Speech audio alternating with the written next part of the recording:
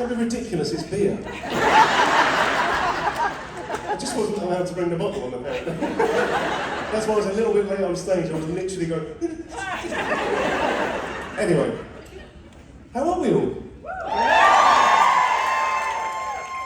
Kevin, you've done your panel.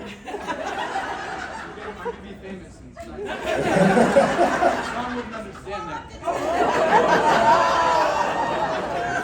Was Kevin funny? Yeah! He's very...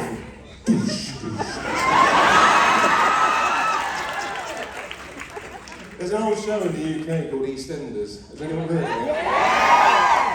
So I love you, John! you love you too, mate. Is he drunk? The theme music for EastEnders goes doo, doo, doo, doo, doo. And it's quite satisfying just to swap that with the word douche. Douche, douche, douche, douche, douche, douche. Love that, man. Anyway, you all look lovely. God, there's lots of you, isn't there? Goodness me. So we've got questions on this side, and we've got questions on this side. Oh, hello. So we're going to start on this side, then I'm going to come to you, okay? Let's start this side. Hi, I'm Felicia. I actually spoke to you yesterday, but I have another question. Okay, Felicia. Okay. Sorry. So when Netflix kind of took it over, I just don't know why we're not talking about this, it became a little more risque. I'll say it that way, okay? Mm-hmm. Why is nobody talking about You're Perfect? I'll say in your terms, bum. If there is a Lucifer spin-off movie, whatever, will we see more of Netflix's version of Lucifer? I'll say it that way. I mean, it might be called Lucifer, the Revenge of His Bum. Backside story. I'm glad that you noticed that about Netflix. Yeah, we were given a bit more leeway, and so they decided to basically take all my clothes off as much as possible, which was fun. But Lucifer is free and easy with his nudity. So I didn't mind. I beg your pardon. I didn't mind, but my husband did. That's why I kicked him out of this thing and took my sister. It was the whole thing for 2 years. Did I create a divide in your marriage? Especially after this conversation. Yes. Will you apologise to your husband? I didn't mean for my backside to create such a thing.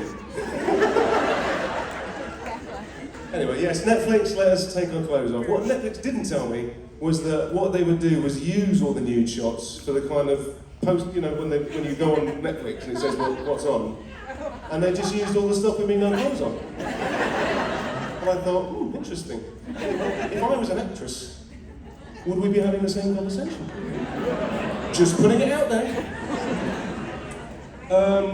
Anyway, not that I mind. Well, I do a bit, but it's fine. I don't mind. It's my clothes, I took them off. Yes, young man. You probably remember me. This time I don't have 3 questions. Okay. I have 1 question, and it's a great question. What is it? Well, hang on, I'll be the judge of that.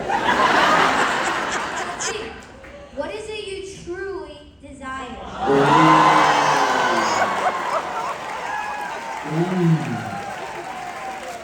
That is a good question. That's a really good question. What do I truly desire? I desire just a bit of a better world right now. That's what I desire. I feel like we need a leader in this world. Someone who's going to lead properly. And not because they just want to be a leader. They need to get hold of the scruff of the neck of all the problems and do something about it and inject some humanity into the equation. That would be lovely.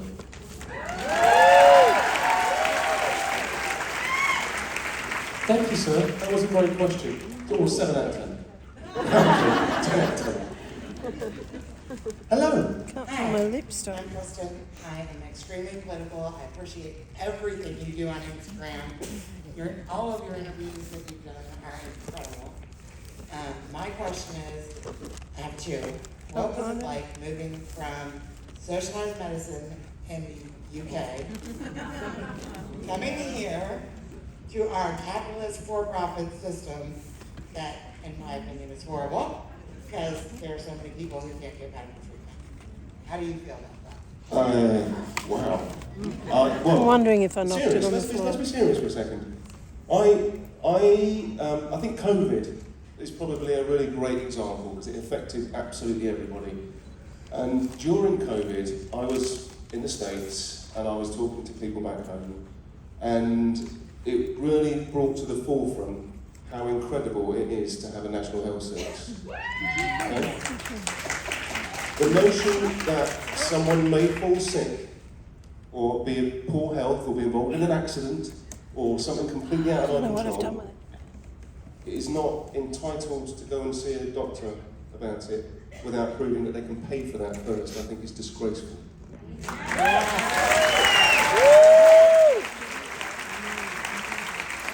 I think that having a welfare state isn't a bad word. I think it's a good word because not everyone is as fortunate as each other. Yeah. And I think it's up to us to look after our people, not alienate them.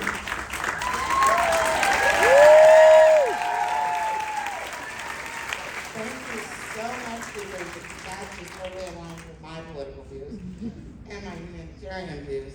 My other question is, what do you think the significance of Lucifer being the only one with pure white wings was? Was it that he couldn't lie? Or was it just that he was kind of innocent in the fact that he couldn't lie? What do you think the significance was? I think the fact that Lucifer couldn't lie was both refreshing and disturbing for him and for other people. You might think, oh, well, if you watch the movie Liar, Liar, the ability to not lie is sometimes quite difficult, because sometimes we tell lies to preserve other people's feelings out of sensitivity. And it's not a malicious lie, it's what we used to call like a white lie or something like that, because it was done not to be malicious or anything like that, but just to sort of help a situation. Lying isn't great, and I think that highlighting that through a character is pretty cool.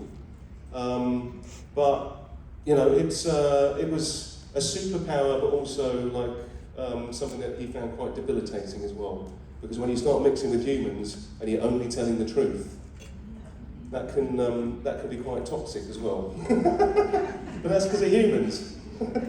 Anyway, does that answer your question? The white wings. Lucifer was the only one with white wings. Yeah. Why do you think his were white? Sorry, mate. Pure white. And everybody else's were banter. Well, I think we were toying with the notion that there was an element of purity about Lucifer before what happened to him happened. So I think that we were playing with that and the fact that he was the light bringer. But I think it reminds our audience, reminds Lucifer of the person that he once was, or the angel he once was. And even though his wings are white, he probably didn't see them that way because he felt so bad about himself. There you go. Does that answer your question? Yeah. Sorry. Okay. Thank you. This side. Hi, Tom. Hello. Jordan. I'm from South Carolina. Where are you from in South Carolina? South Carolina, Clemson? Is it near Greenville? Yeah. Right. Oh, that's where my sister lives. Oh, Yeah. Little factory there. I have a question. In my profession, it's safety for everyone, so I'm like protecting people from corporate environment and all that. So self-care is usually a hard thing to fit in. And so during the show, you and your fellow cast members show the value of self-care by making time for exercise in the midst of your busy work schedule. So this inspired me to actually make a change in my own life, and I can't thank you enough for kind of showing that to everyone. And I was wondering if you had a person or an event in your life that affected you in a positive way. Sorry. Did you have someone in your life or an event that changed you in a positive way? Ooh. Yeah, lots of people. But on the self-help front, I have to talk about my dear friend Paolo. Yeah. I'm fortunate enough to, have someone help me look after myself. And part of that's because I know what I'm like, and I need someone else to help motivate me. But he does, and he makes me accountable, and that's really cool. And and through that process of working with Paolo, not only have we become incredibly great friends, but he's almost like a confidant as well. I spend so much time with him that he's a really positive person in my life, and I have probably the most challenging conversations I have with Paolo at the moment. Well, not just at the moment, just, he's that person in my life who will challenge me and not feel like that's a bad thing. So, yeah, I think that. But I think it's really important. Looking after oneself is really, really important. And when everyone's busy and, life takes over, it's really, really difficult to put yourself first. But if you can find those moments, and if you can find people around you to help inspire those moments, like I just started playing pickleball. Have you heard of pickleball? Brilliant! What a great game! But now there's a few of us who'll meet up once a week and we'll do it, and we sort of check in with each other during that time. And I think exercise and motivating yourself to do things like that, it brings conversations up that maybe you wouldn't have. Like I have amazing conversations on the golf course, for example. But I probably wouldn't have them if I hadn't set that time aside. So it's all, the more you put into it, the more you get out of it. But look after yourself first. Thank you. Thank you.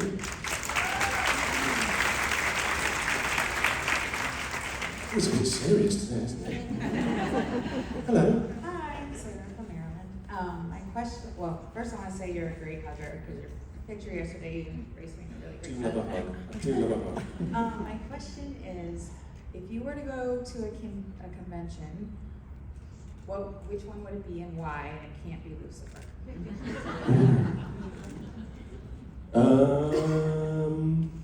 Any convention at all, even if they don't like. I'd go to a Succession convention for sure. Like a fan. Like the TV show Succession. Yeah. Yeah. Oh, I didn't know it was. Oh my God, it's like, in my opinion, the best thing on TV. But I'd love to go to that and meet all those people because I just think they're absolutely brilliant. And then I guess second on my list would be I'd go to a supernatural convention. Just so I can see my mates. Thank you. Hello, on this side. Hello, Tom. My name is Jordan.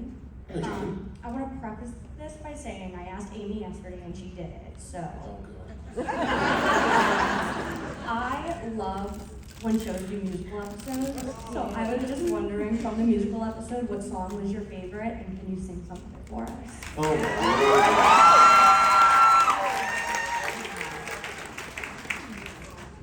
I loved that musical episode for many reasons.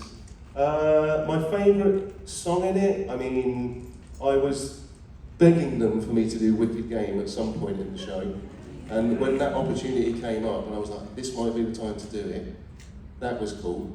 The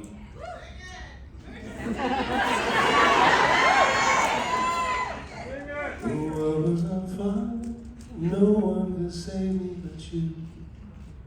It's strange what desire can make foolish people do. I never dreamed that I'd meet somebody like you. And I never dreamed that I'd lose somebody like you. Now I wanna fall in love. Oh, started too high, didn't I? Started too high. I went for it. But I have to tell you, my most satisfying moment from that musical episode was finding an in-picture moment in Another One Bites the Dust for Lucifer to go, it's kind of dusty. It really tickled me, I don't know why. Thank you so much. Thank you very much. Thank you. Hello. Hi, my name's Mary. Hello, Mary. First off, I just want to say I love your character on the show. You're one of my favorite characters, and so we all know that Lucifer makes very funny but impulsive decisions. So, has there been like a moment in your favorite episode where you've made like a very funny but impulsive decision? In one of the episodes, the most funny impulsive decision? Yeah. Oh my goodness me. Let me think. There were some of the tactics that he used to try and get his daughter on side, I thought was quite fun. Oh gosh, let me think. Impulsive. Chopping your wings off, that's quite impulsive, isn't it? One would say. I don't know. Oh, you've stumped me on that question, Mary. There's something about Mary. If you can't answer the question, just make them laugh.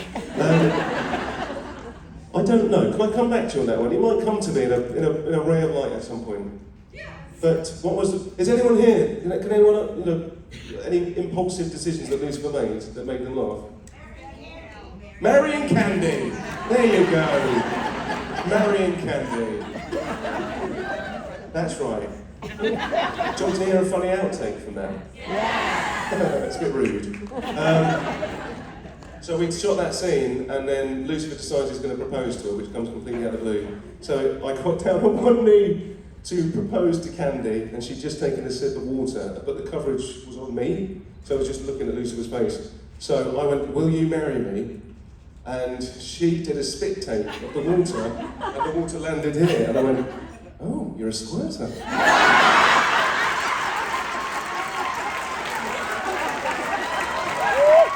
It didn't make it. I don't know why I didn't make it to school. I don't know.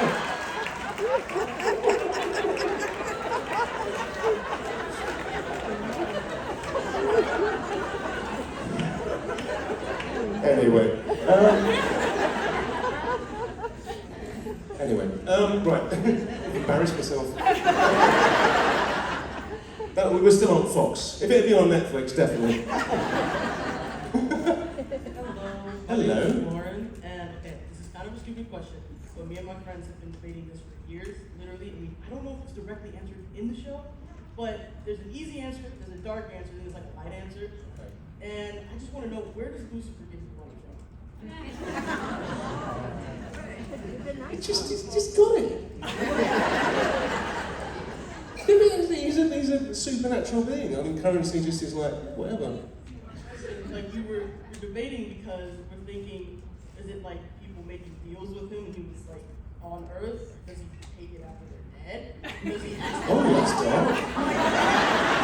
He waits for them to die, and then he's like, oh, just fill your pockets. Spare change.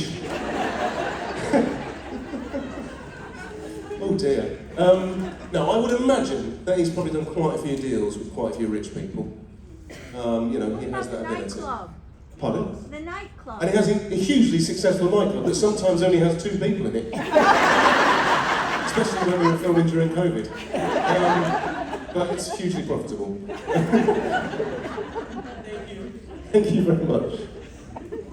Hello. Hi, Tom. My name's Nita. I'm from Florida.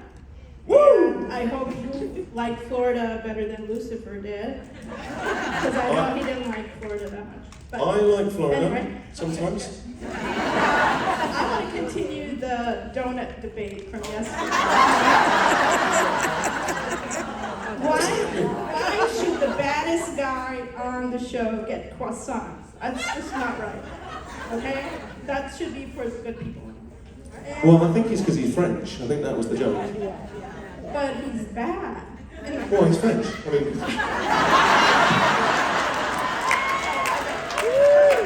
Maybe everybody knows maybe everybody knows the answer to this.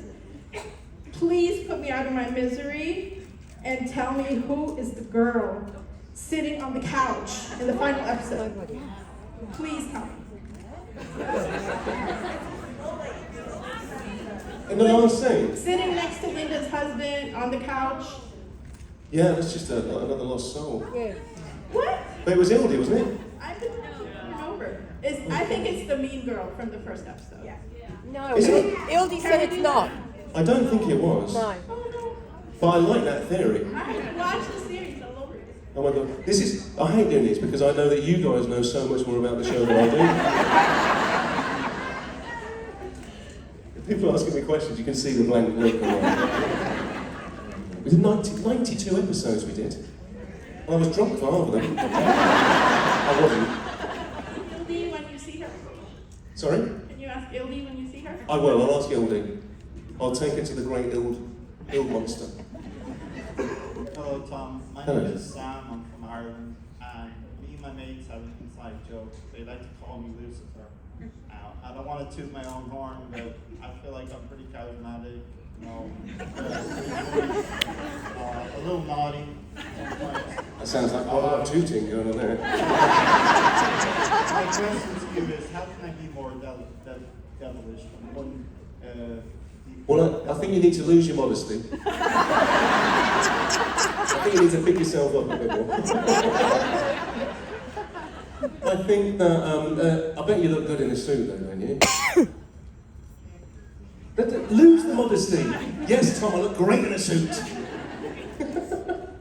Pretty good looking guy, you know. I- Arm goes off.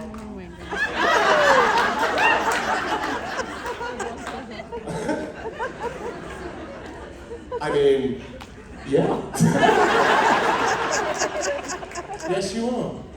Yes, you are. And have you got good crack? Because you're from Ireland, honey? I don't mean it. Have you got good crack? I mean, do you like the crack? You're Irish, right? Yeah. Yeah. So you like to have fun? Oh, sorry. Yeah, that's what that is in Ireland, right? And I'm asking you for him to crack. Bloody hell, this is going down, isn't it? Yes, I do. Oh, good. Well, I love the crack. Okay. Well, one thing I would say about you, sir, is that I met you yesterday, and I think you have a very impressive physique. That's all right to say, isn't it? It's and it's paying off. It's paying off. But if I were 20 years younger and single, yeah. I honestly, same to you. I've seen the show. I'm not afraid to compliment the guy, you know. Oh, this is getting right. Could you pass me around to my train? Thanks, buddy.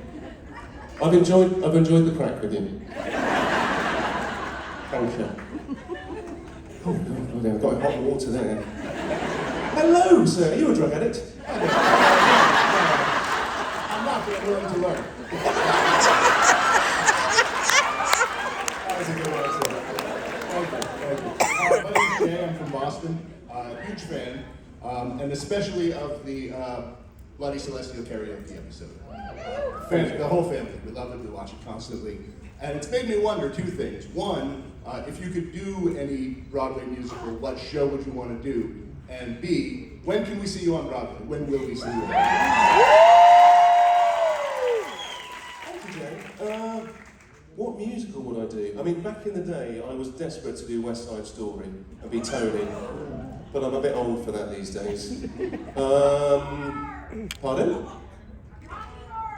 Rocky Horror.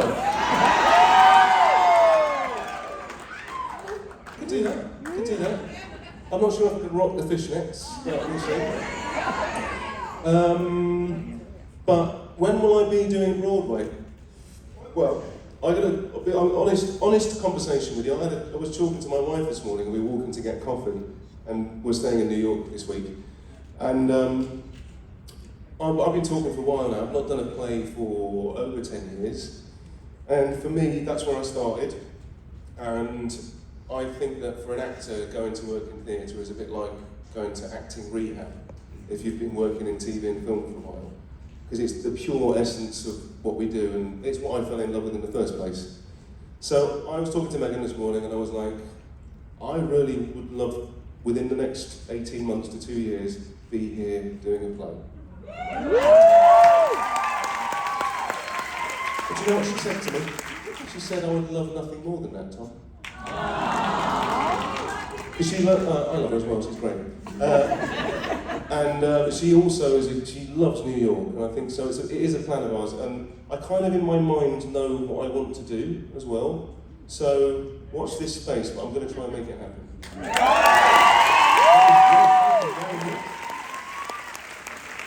But it won't be a musical. But it will be funny. Okay. Well, this question kind of jives with that. Oh. So, I know most of us can't stand Michael, so we're a little off the American accent, but I loved the American accent in Rush, and particularly the Oklahoma accent in Queen America as Andy. It was brilliant. So I'd love to see you do like a Southern accent or an American role. And I think any of your upcoming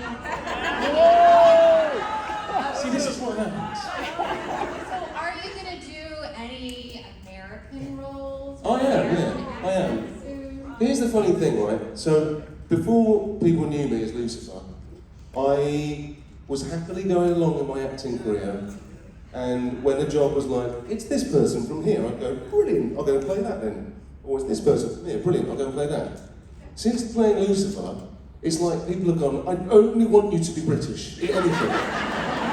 Don't be American, don't spoil it. I'm an actor. I just want to go and play whatever part is in front of me and try and tackle it. And use the skills that I've built up over the years to try and do that. And dialect work is one of them. So it's not a popularity contest, is it? Choosing your jobs. I don't want to only play British people from here on in. And I really enjoy working in dialect. Like, coming from the UK, there are so many different dialects in such a small place that really most actors had to kind of learn that, or at least, be open to doing that. Some people were good and some people weren't, but I love working in dialect. And some people noticed that I changed my voice for Lucifer, which is just another way of working in dialect. I don't talk like that in everyday life. I'm not that posh. So yes, I definitely would love to work in any dialect that comes, that's correct for the part. And I'm sorry if that annoys some people. I will be British in my real life.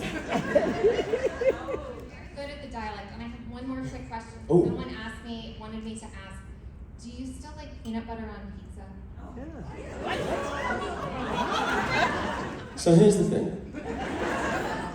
I was introduced to that when I was doing Rush. A friend of mine was like, oh, you've got to try this pizza, because he's from Minneapolis, I think it was. And he said, this pizza place in Minneapolis does this pizza, and you're going to love it. He didn't tell me what was on it. He said, try that. And it was absolutely delicious. Right? Oh, look at that. And the pizza was pizza base, right? You just make it regular. Pizza base, and then before you put the tomato on, you put a layer of peanut butter, like you're making a sandwich. Then you put the tomato on, and then this is the important part. You have it with jalapenos, because you need that spice, and you have it with a bit of pepperoni, and loads of mozzarella. And I challenge you not to like it. There you go. It sounds weird, but it's nice. There you go, it's delicious. See? The world said it's delicious. Thank you. Hi, I'm Dawn from San Francisco. Hello, Dawn. Hello. I'm asking this question on behalf of my daughter, who is a film and theater major right now. And she wanted to know, how hard is it to transition from one role you've played for quite some time, because you've done a few roles where you've been in character for a while. How hard is it to transfer from one role to a whole new role? It's pretty tough, actually. Like, when I finished on Lucifer and I went on to my next job, I really struggled with that for a bit. And it was probably more of a psychological thing for me than it was, playing out to other people. But I was so... And again, it's like, if I'm playing a British character, which I was on the next job, I was like, oh, he sounds too much like Lucifer. Like, because you always want to, my thing is I always want to try and be different in the next thing.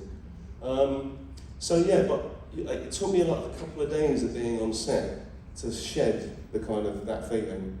But you're, as an actor, you're always racked with self-doubt. And you've just got to kind of push through. But yeah, it's tough. If you've been doing something for a long, long time, to move on to the next thing, it is kind of like, you've got to shake it off, basically. Yeah. Well, I hope she does well. What year is she in? She's It's a junior. Okay. Right there. Oh, she here? Yeah, she's right there. I can't see. Stand up. Stand up. Oh, your mum's embarrassing you now. Good luck. Are you enjoying it? Are you enjoying it? Good. That's the main thing.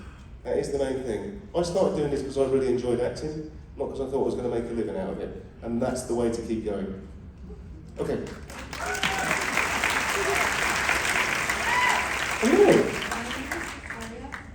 And I just want to preface this by saying I had this question prepared before you came out on stage and started talking about it. What was the most enjoyable thing for you about playing Dr. Oliver on EastEnders? EastEnders? Ooh, the most enjoyable thing. Well, I mean, I got to work with Casey Ainsworth a lot. She was lovely. What's a Casey Ainsworth fan? Unless it's Casey herself. And I guess just like being on that iconic set, like being in Albert Square, which is just part of, you know, everyone's front room in the UK. It was really bonkers, and I guess living at #1 Albert Square was quite cool as well. But yeah, it was a brief time for me on EastEnders, and I had a good time, and that was it. It wasn't my favourite job, I'm not going to lie, it wasn't my favourite job. I did. The iconic Barbara was in, she was very, very lovely to me as well, so it's a really nice group of people there, for sure. It's just not my favourite job that I've done. Thank you. Hi, Tom. Hello. I'm Nithya. Okay, so I wanted to say this yesterday, but I was just missed it. So I wanted to say that your kindness and compassion is heard, felt, and seen by many people over here. And I am here because of that. I'm more here for Tom than Lucifer. And I, from the bottom of my heart, want to thank the show and you for inspiring me to break out of my shell and follow my desires. So thank you.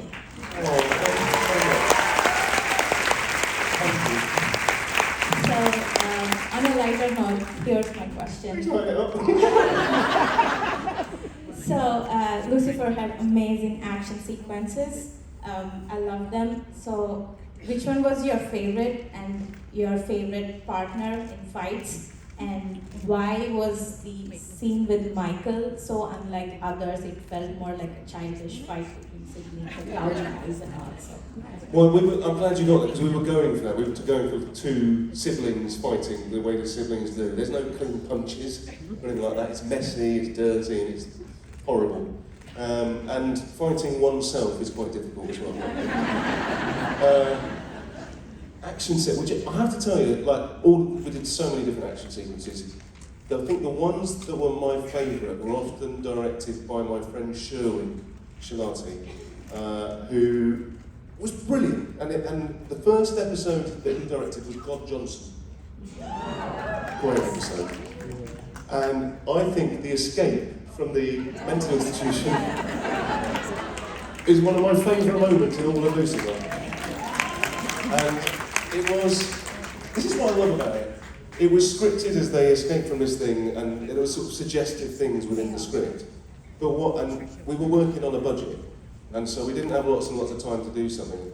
And so Sherwin had this amazing idea, and in conjunction with Rob Hayter, who was our stunt coordinator, to basically have all the stuff going on around us, and me and Tim just walk out, like cool as cucumbers, and then run it on a slow motion shot.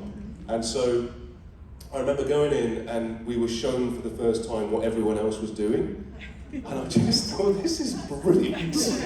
It was so funny and so good. And then I don't think we shot it that many times, because they worked on it. The stunt team had really worked on it for like the week leading up to it, so everyone knew what they were doing. So we probably only shot it maybe 2 or 3 times. But for me, it was like one of the most genius moments in our show. And it just involved simplicity, just people doing their job, and it wasn't camera tricks or anything like that, it was just practical. So yeah, that's one that sticks in my mind for sure. And your favorite actor in fight My favourite person to act opposite with? I mean, I think because when we first started out, we would do fight training together. Me and Leslie Ann would always quite enjoy fighting. She's hard as nails, that woman, I tell you. Terrifying. Thank you. Hi Tom. Hello. I spoke to you yesterday, but first I just want to say that my grandfather loved your show and loves you as a person, and if he could be here, he would. But I want to know that, like, if like you're behind the scenes dancing with Amy, like, what was your favorite dance that you guys learned? Oh my God.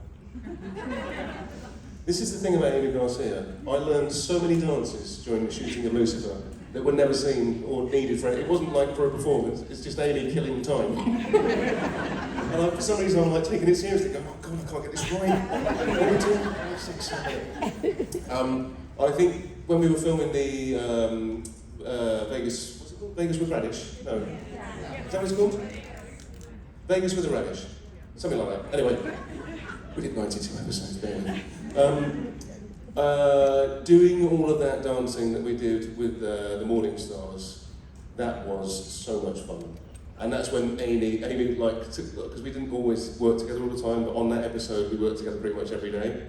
That's when I learned about 93 dances. And only 92 of them you never saw, one of them you saw on screen. So yeah, so any time with Amy Garcia is a fun time of choreography. Thank you so much. Thank you very much. Hello. Hi, I'm Krista from the Buffalo, New York area. Woo! So my question is, do you know if the movie you filmed Players is ever coming out on I've already had this conversation today.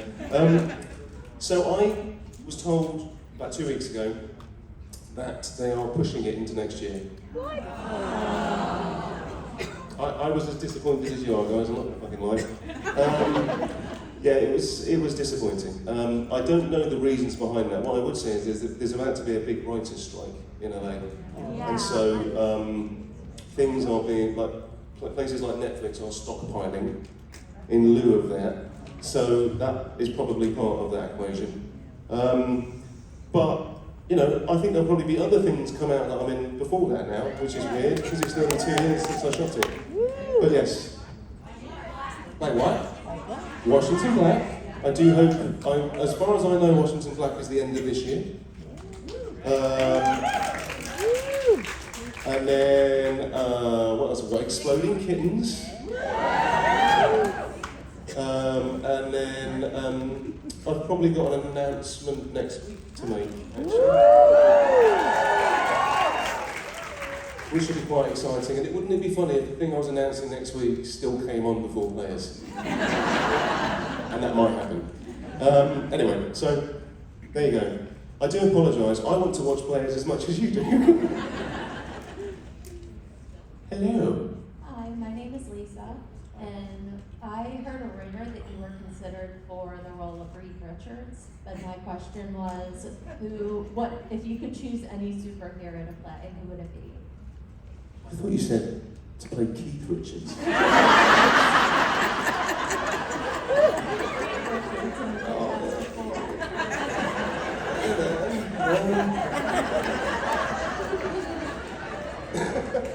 If I could play any superhero, I don't know. What's out there? What's available? Moon Knight, that's been done. We already established that yesterday, had a lot more time shooting. Deadpool? I think Mr. Ryan's got that covered as well. Who? Wolverine? I don't want to break the news too badly to you, but I think Hugh Jackman's about to go back and do that himself, isn't he? Superman? I don't want to be Welling. I don't know. I mean, it would be a lot of fun playing a superhero, that is for sure. So I don't know. I'm just going to play wait and see if anyone comes to me and says, "Do you want to play this person?" Doctor Strange. Yeah. Again, I think Benedict will probably have a bit of an issue with that. Who? They've just recast that as well. Guys, you're all too late. Sorry? Kevin said he'd do Silver Surfer. Yeah. Okay. Well, I'll look forward to that. I don't know. But if I do play a superhero, I'd like it to be one that doesn't wear a mask. It's in the face. Okay. I have to thought to myself, is Pedro Pascal, like, did he turn up for work? Or does someone else just do it? And he kind of like voices it afterwards. He's like, I'm in Calgary doing Last of Us. I can't make it. That's the other option, isn't it? I'd like to play someone who's masked all the time. And never goes to work. Hello. Hi, Tom. My name is Edgar. I'm from Houston, Texas. I'm here with my lovely wife, Jessica, who happens to be sitting right there in front of me on the front row. Oh. So I actually have two, well, I was going to have a request. You actually already did one. You looked right at her and said hello, so thank you. The second is you obviously have been praised by many of the Lucifans for, your charitable work, your off-screen persona as a whole being a wholesome person. Part of that too is obviously giving back to the fans doing these types of events. What type of support system do you have? I think I already know the answer to this, but to be able to balance, your commitments to your fans versus your family, and then obviously your acting. That's a good question. I think the truth is you've got to take charge of it yourself, otherwise you'll get dragged along. The temptation in this industry is we all want to have some degree of success, and when you get it, that can keep going and keep going and keep going. And the very kind of like alien thing for me as an actor is to say no. And I've started in the last few years to say no to lots of things because I really want to prioritise other things like my family. Doing Lucifer was incredible. It took up so much of my time that I felt like I shortchanged a few people in my life. And so I'm now really mindful about the decisions that I make. And Megan, my wife, is, she's incredibly supportive of everything I do, but there are many things that we consider when both of us are taking jobs these days, in order to service sharing that time out properly and making sure that the most important things in our life are still the most important things in our life, which is each other and our family. Perfect. Thank you very much. Hi Tom, my name is Rebecca. My friend Lexi and I love you and your work. My boyfriend is from the UK and said Americans don't understand banter. Did you ever get into any misunderstandings with your castmates due to your banter and other sayings? Oh yeah, by the way, I can completely sympathise with your boyfriend. One of the things that people say, what do you miss the most about the UK, or what do you miss about not living here? My one-word answer is banter. It's really interesting, and it's not like this is a sociological thing. Shall I say something that I've discovered? I'm not attacking anybody, but Americans can't banter. Not really. Like they take it too seriously. I think the thing is that Brits don't take anything seriously. But say it in a way where it sounds like they're being serious. Yeah. What's been an interesting thing for me over the years is spending time in Canada. Now Canada, I love Canada. Canada is a really confusing place for Americans because they sound American, but they've got a British sense of humour. And what the Americans think is that Canadians are passive-aggressive. They're not. They're really not. They're just British. That's the way we communicate. We take the piss out of each other, we just don't take each other seriously. And it's not because we don't like each other, it's because we really love each other. And that's quite a hard concept for people who aren't from our shores to grasp. So yeah, does that answer your question? Yes, thank you. Give my love to your boyfriend, because I feel for him. Apart from all the Americans in this room are brilliant at bantering. There are exceptions to the rule, and they happen to all be in this room right now. Hello. Hi Tom, I'm Venzel. Hello. I don't have a question, but Oh. My This mom is a Q&A. really, I'm sorry. Oh, no, just not. My mom really loves you a lot. I have to hear a lot of your singing a lot. I have to endure your show a lot. Fair enough. See, that's banter. That right there, that's banter. Yay! Great, no offense. But yeah, my mom loves you a lot. You're a wonderful person, as I can see now. And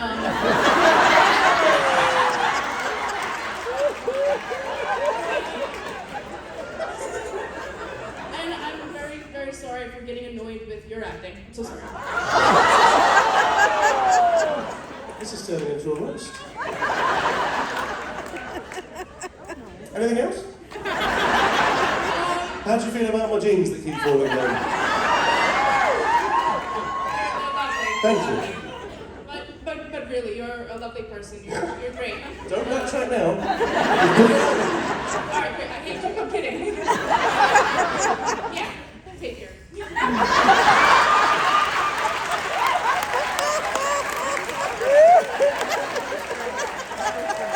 That was brilliant. That's my favourite question.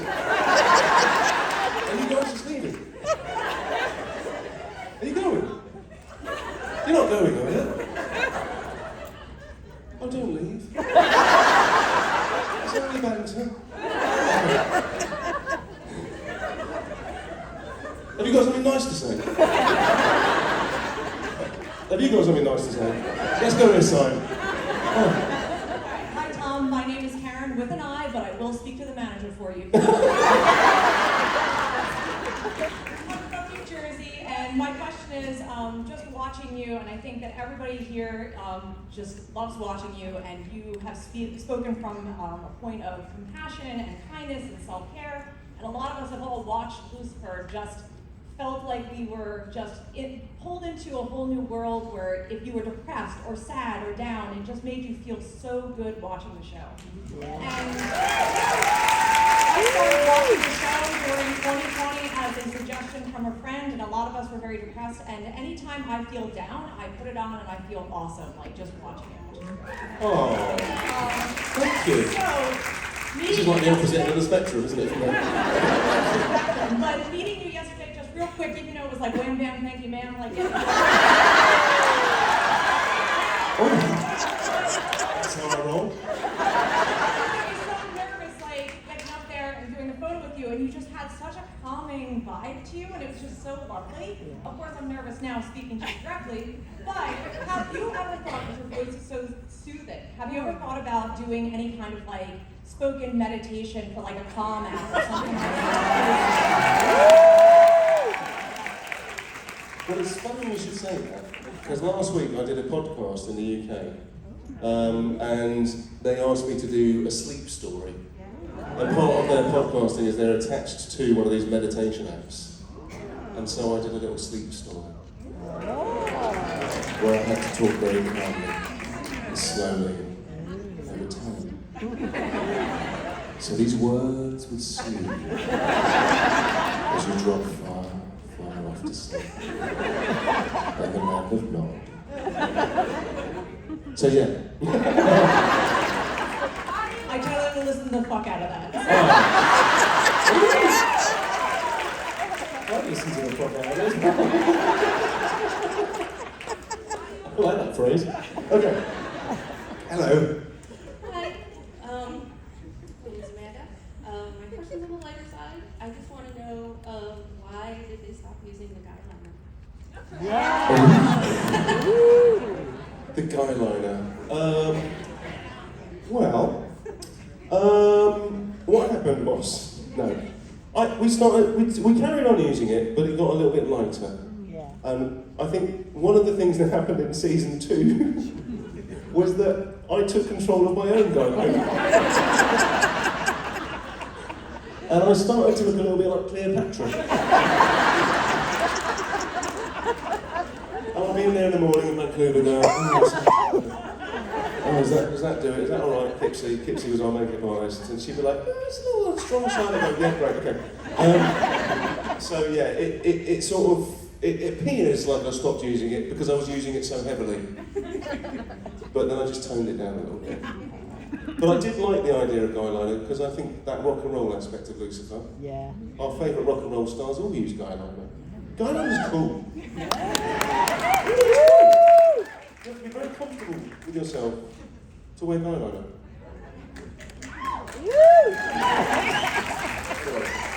Hi, I'm Sarah from currently in Texas right now. Okay. So I have a question, and it's just driving me crazy. One of the scenes you had a murder board of Dan, the ultimate revenge on Dan. So my question is, what was the ultimate revenge for Dan? Because it's something with pudding, and I just didn't know what it was. The ultimate revenge for Dan.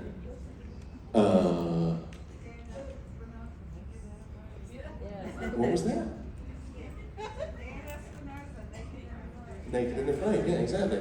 That is the episode we're talking about, isn't it? The ultimate revenge for Dan. Sorry? I can't think, that's why I keep pretending as people say so. It's a good tactic. What did you say? The ultimate revenge for Dan. Oh God, I don't know. I think for Dan to say, I'm sorry, Lucifer, and I love you, to get him into that space would be quite cool. To get him to grovel to me. That would be the ultimate revenge, for sure. But that I have to say, that murder board, obviously, it was Lucifer's murder board, but I've got to tell you, the props department at Lucifer had a field day writing down. They were like just told to go crazy, and when I saw it, I was like, this is genius. Anyway, thank you. Thank you. I was going to say you had a really cute laugh. I've got a really cute one. Laugh. I thought that's what you said.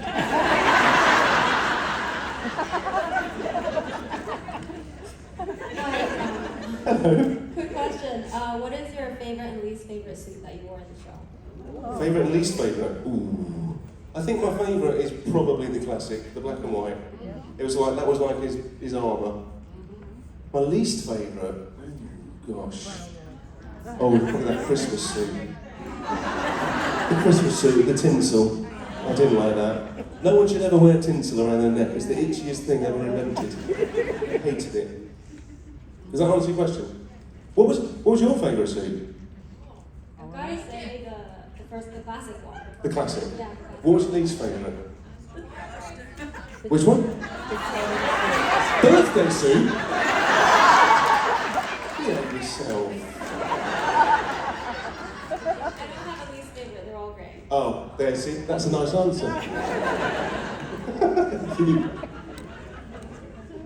Hi, so this follows on a little bit actually from the guyliner comment. Okay.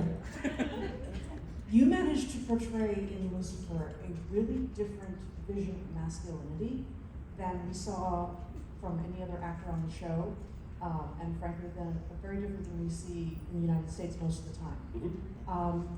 Can you talk just a little bit about how you came up with that part of your characterization? Yeah, I mean, you know, Lucifer's sexuality was something that we touched on, and it's a very fluid thing. I think the concept of, you know, sexuality is a very human thing, and Lucifer was above that, and he's just a asexual being. So there's that. The sort of atypical alpha male that you see on TV and film and stuff. I felt like I could do all that, but I didn't have to play the tough guy, if you know what I mean. I think that there were elements of the character when I first read it, and I've said this before, that they reminded me of like an Oscar Wilde character or a Noel Coward character. If you know anything about those plays and those characters, is that they have a distinct frivolity to them. And I really wanted to bring that to Lucifer because he's flowery with his words and he's a bit of a dandy at times and things like that. And I thought that was an opportunity to do that. I don't think if I'd just come on and played a tough guy, it would have been really boring. And this was an opportunity to show that you don't need to be a tough guy to be a tough guy. Nailed it! Thank you.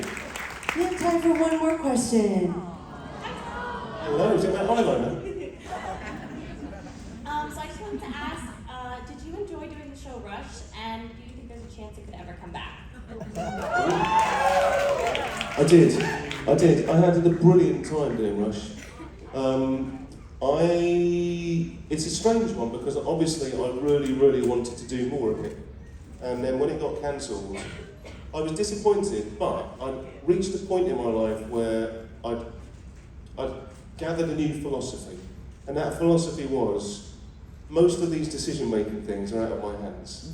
So all I can do is my job and try and do it the best I can do it.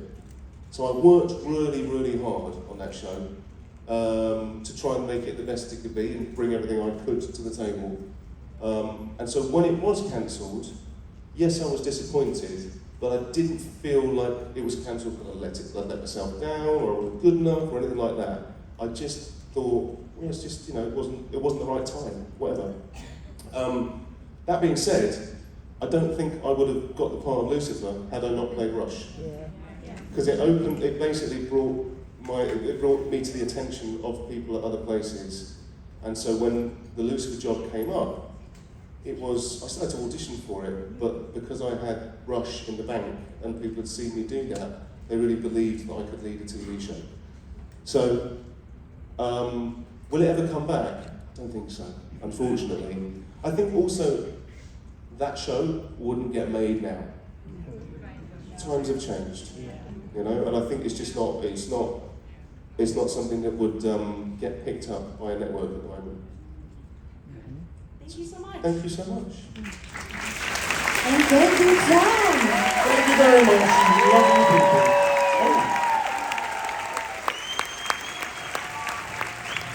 Oh, thank you. Before you go, you know how we were supposed to be here in 2020? Yes. Well, there was a group that was formed on Twitter. If you guys could stand up. They are the Dirty Birds Twitter chat group. They were formed because they were all talking about how we were supposed to be here and we weren't. And they all wanted to give you a gift, so they donated $10,000 to the Great Ormond Street Hospital, and $6,666 to the Stray Cat Alliance in your name. Thank you, Dirty Birds.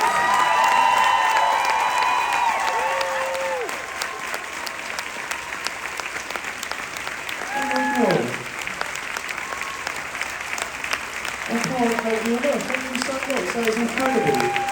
That's going to make so much difference. Thank you so much. Oh my God.